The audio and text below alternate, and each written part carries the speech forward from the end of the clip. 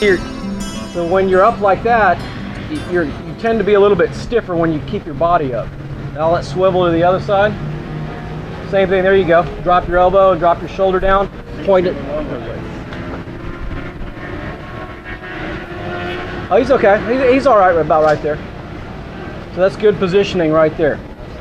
Absolutely. So now get back. No, don't go yet.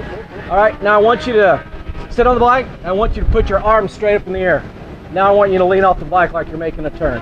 Excellent. Other side. All right. So what are you doing? You're weighting your inside peg and you're holding on with your outside leg, correct?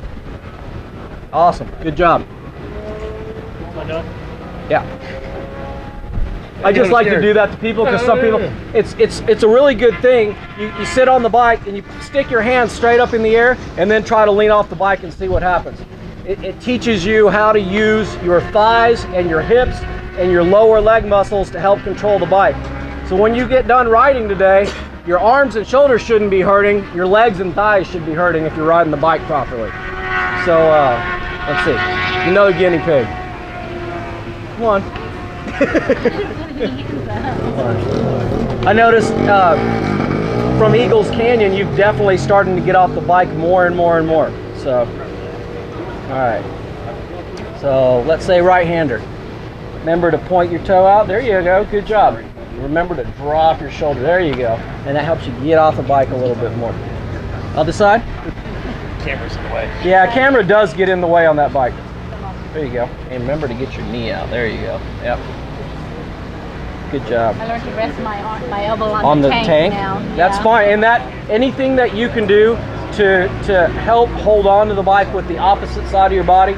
I use my inside thigh, but I fit on the bike better than you do. So anything that you can use, whether it's your tank or the top of the tank, whatever you can hold on to. But good job. Now put your hands straight up in the air and lean off for me. Okay. You got to get this knee out a little bit. Okay. Use that leg to hold on with and point this knee out. See? Now isn't that tough? Now go home and do that. And I bet you the next time you come out here, after doing that and sitting there swiveling on your tank with your arms up, learning how to weight your pegs, you'll come out here and you'll ride this whole track with all leg power.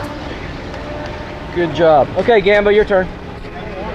Show big boy style.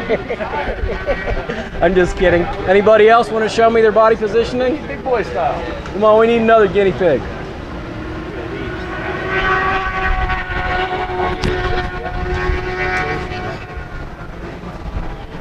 Alrighty. See your feet. Alright, right-hander, what are you going to do? Point your toe, drop your shoulder, there you go. And you want to be looking right up, there you go. Keep your head up. Remember that when you're leaning off the bike, if you're looking down, you're not going to be able to tell where you're going in the turn. You got to keep your head up and look forward. Other side. Good job, that's right. And remember to keep your head up. Remember to look where you want to go when you're coming into the turn. Alright, so really the concept is get your foot pointed a little bit. Remember to drop your shoulder and elbow into the turn. Keep your head up, look through the turn, and use your outside leg to help weight the outside of the bike. But the main thing in the turns, weight your inside peg. When you want to turn, you got to weight the peg to make the bike move. I still see a lot of people that are riding and they're sitting on the seat. And unfortunately, you can't really get off the bike if you're sitting on the seat. You've kind of almost got to pick yourself up off the pegs. As if you were on the ball of your feet, pushing up a little bit so the bike can move around underneath you. So I see a lot of people still sitting down like they're just cruising out there, but you got to get up off the seat. Anything else you want to add to there, JC? Anything? No, just remember, when you're going around a corner, I always try to picture myself looking in your mirror. If your mirror was on your bike, don't forget your head is a part of weight too, and you can actually use that to your advantage. Go ahead and get that head. Your head should be out off of the edge of the fairing. If you can see the top edge of the fairing and the windscreen, you probably need to be leaning out just a tad more. Your head should be down here looking up the front. But it should really be forward. You're trying to get all that weight transferred to the front end of the bike. The front end is what's making it turn. You get all the weight transferred to the front end, the front end's going to stick a lot better, and you'll have a lot more confidence going through the corners as well. Absolutely. The more weight you can get on the front, the more feel you're going to get out of the front end. So remember, if you're looking at the edge of your fairing, you probably need to start leaning off a little bit more on both sides. If you can see this, you need to be out and away from the fairing so you can see what's going on. Main thing though is remember to weight your pegs. Remember to get your shoulders and elbows down, pointing out towards the turn, wherever you're going. But the main thing is definitely weighting your pegs.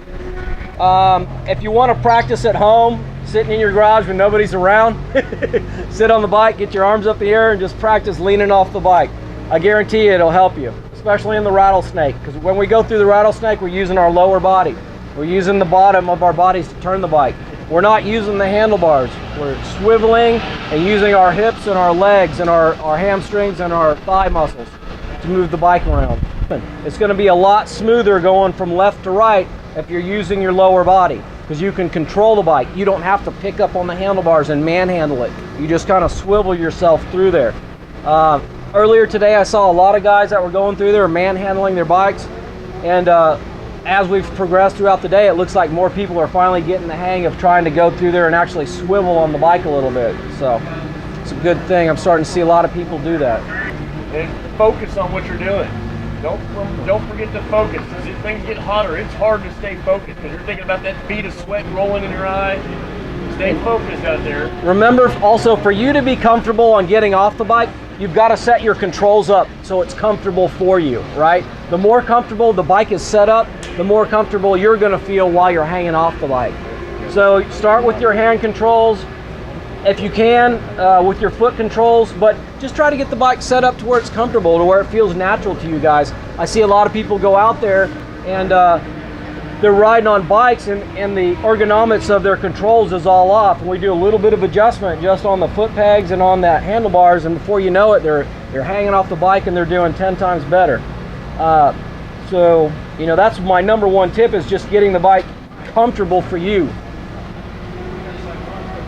Other than that, it's all about just trying to get off the bike a little bit. The farther you get off the bike, the more contact patch is going to be in the middle. Even when you're leaned over, if you're off the bike, you're able to stand the bike up easier. So you have more of a contact patch touching the pavement. And that's the main reason that you see a lot of these guys getting off the bike so far, is because it allows them to have more contact patch touching the pavement. It should feel awkward. It should. It should feel awkward at first. It should feel awkward as heck. Your legs hurt good. Your legs should hurt. If you go home today and your legs aren't hurting, then you need to be weighting your pegs more. Coming into the turns, weight your pegs.